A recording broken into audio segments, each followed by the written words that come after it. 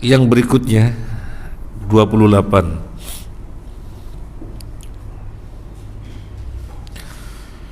Ya ayyuhalladzina amanu innamal musyrikuuna najasun fala yaqrabul masjidal harama ba'da 'amihim hadza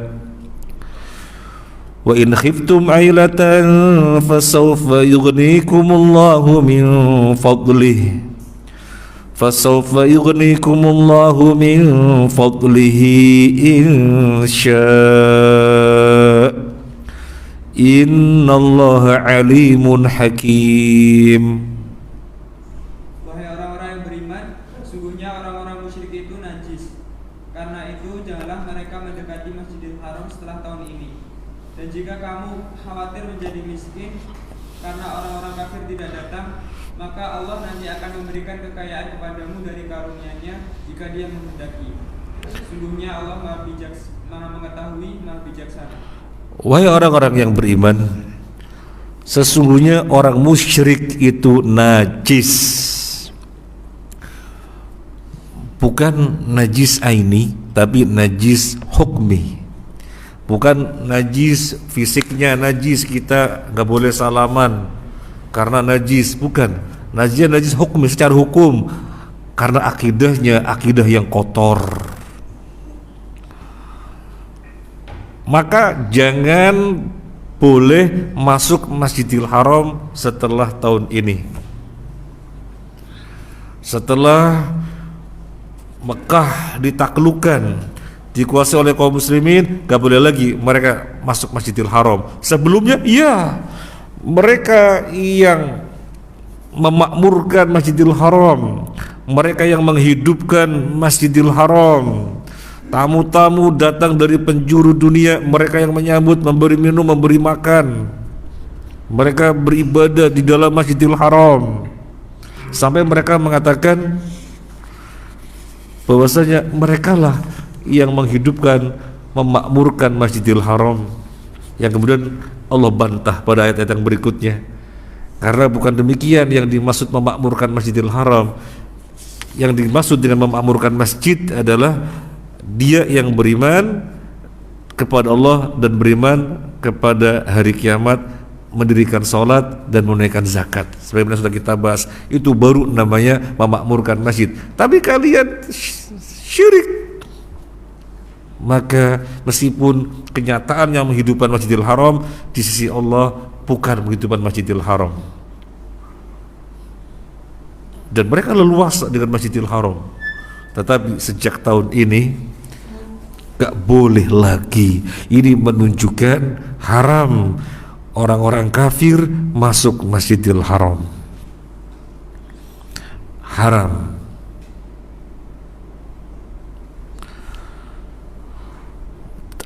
Kalau selain Masjidil Haram boleh apa tidak? Kalau selain Masjidil Haram boleh. Kalau pertanyaannya boleh apa tidak? Boleh. Selama tidak menghinakan masjid. Nabi SAW menangkap orang kafir Thumamah bin Uthal, diikat di tiang di Masjid Nabawi, diikat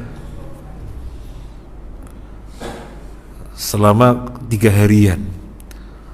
Tapi Nabi menunjukkan akhlak yang luar biasa, berbarengan dengan mengikatnya sehingga dia gak bisa berkutik, gak bisa bergerak. Nabi kirim makanan, Nabi tunjukkan akhlak yang mulia. Ketika dibilangin masuk Islamlah kamu, diam saja. Tetapi hati tidak bisa dibohongi, hatinya sangat terkesan dengan Islam dan akhlak Nabi SAW. Kemudian suatu ketika dilepas, silakan jalan pergi. Justru di dalam perjalanannya dia masuk Islam. Itu dikata di dalam Masjid Nabawi. Tapi Masjidil Haram mutlak tidak boleh. Ini ayatnya, Allahu a'lam.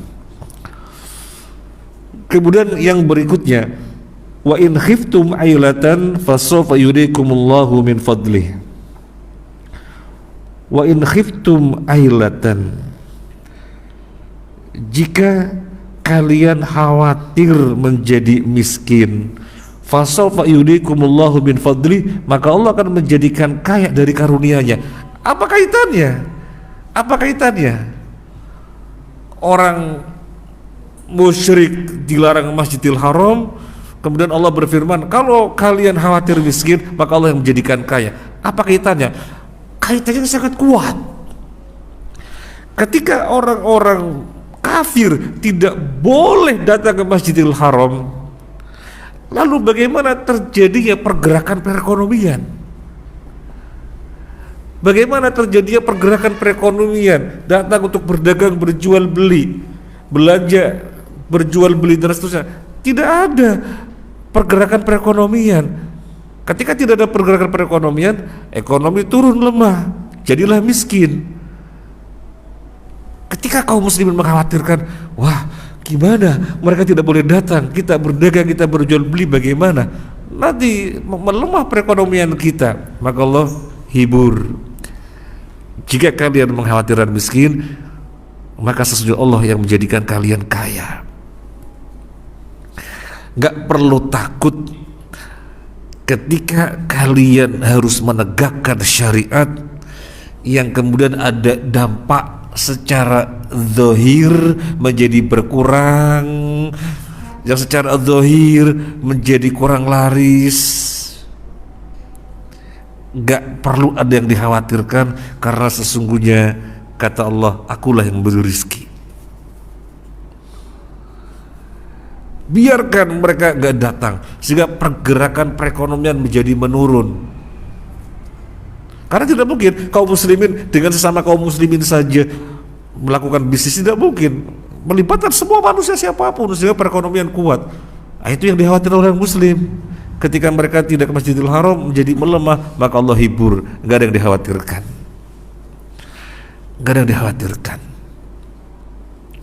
Dan apa yang terjadi? Beberapa tahun yang tidak lama setelah turun ayat ini, kaum muslimin menjadi negara adidaya di muka bumi. Mulku Kisra, mulku Rum, Qaisar di bawah kekuasaan kaum muslimin. Tidak lama setelah turun ayat ini, karena Allah yang menjadikan kaya.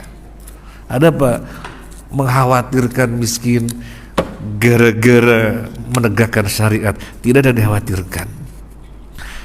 Wa in khiftum ailatan fasawfa yuhdikumullahu min fadlih.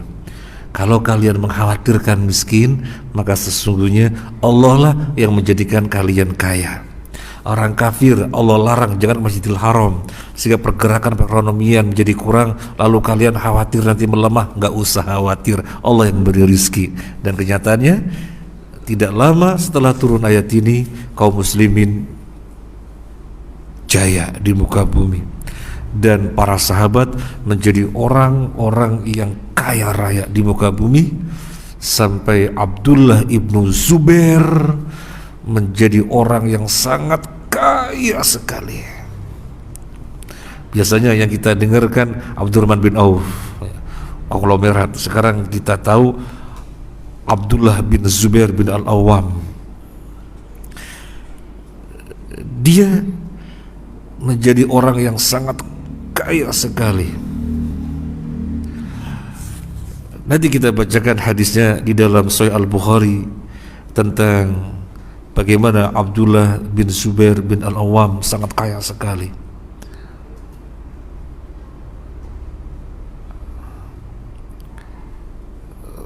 Saking kayanya, di mana hartanya mencapai 50 juta fiddah, 50 juta dirham ketika itu.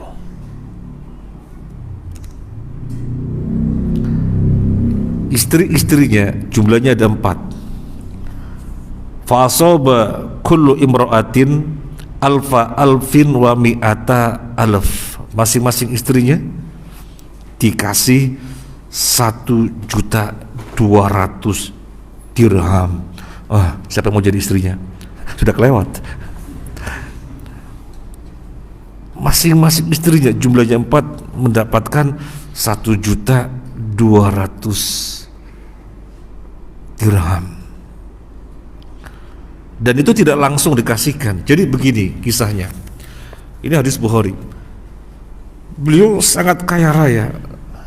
Ketika ada orang datang mau menitipkan hartanya, menitipkan itu wada'ah, astaudi'u, saya titip, wadi saya titip. Apa kata Abdullah bin Zubair bin Awam? Jangan titip, jangan titip. Kalau titip kemudian rusak atau hilang, saya nggak mengganti, kan begitu secara hukum namanya titip, ya, namanya titip. Jangan titip. Ij'alhu qardon, jadikanlah dia qard, jangan wada'ah, jangan titip, tapi jadikanlah qard, jadikanlah dia qard. Jadi akadnya itu dipinjamkan kepada saya. Kalau terjadi apa-apa, saya bertanggung jawab.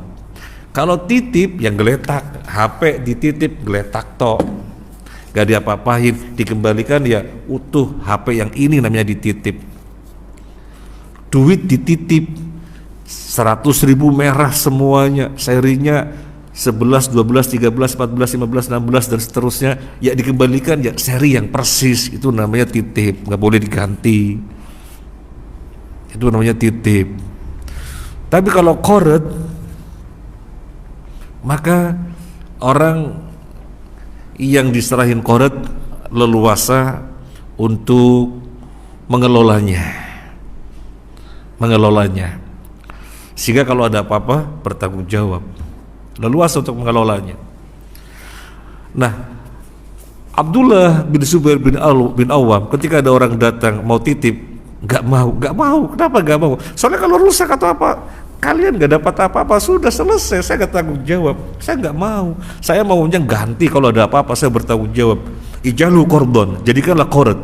Akhirnya yang datang maunya titip, jadinya qard. Dia kembangkan sampai tambah banyak lagi hartanya.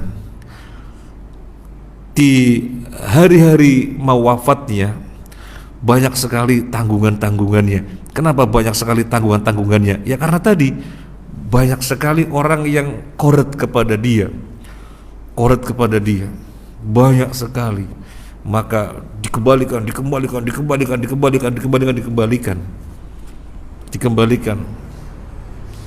dan terpenuhi semuanya, dikembalikan, dan hartanya masih banyak sekali. Dan keluarganya meminta, ayo bagi sebagai warisan untuk kami. Enggak akan saya bagi dulu, nunggu 4 musim haji. Musim yang pertama ngumumin, ayo siapa yang masih punya hak pada saya, ayo siapa, masih ada enggak Pak, masih ada apa enggak, saya akan ganti. Siapa yang masih ada haknya pada saya. Datang musim haji yang kedua, datang musim haji yang ketiga, datang musim haji yang keempat, ya enggak ada, semua sudah dipenuhi semuanya. Maka kemudian dibagi-bagi di antara ahli warisnya, di antaranya istrinya mendapat 1.200.000 dirham. Jadi wa in khiftum ailatan fasawfa yuriikumullahu min fadli. Kalau kalian mengkhawatirkan miskin, maka Allah yang menjadikan kalian kaya. Apa yang dikhawatirkan? Kalau orang bekerja dengan kalkulasi murni matematika dunia, kekayaan turun dari langit kelihatan, ya segitu nilainya, hitung-hitungan sekian, ya itu nilainya. Hasilnya kelihatan di permukaan bumi. Tapi orang yang berbuat karena bela-belain syariat Allah, barangkali secara kalkulasi rugi waktu, rugi apa, tapi Allah datangkan dari arah yang tidak pernah disangka-sangka, gak bisa dihitung-hitung. Makanya apa yang dikhawatirkan?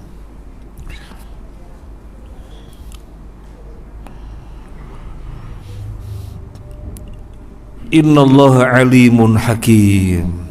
Allah zat yang maha mengetahui, Allah zat yang maha bijaksana. Kenapa Allah putuskan orang musyrik gak boleh masuk ke Masjidil Haram? Allah mengetahui sesuatu ada apa di balik semuanya itu. Allah hakim, bijaksana. Ketika kemudian dampaknya perekonomian melemah karena pergerakan perekonomian menjadi tidak ada, Allah bijaksana, tidak akan dibiarkan begitu saja.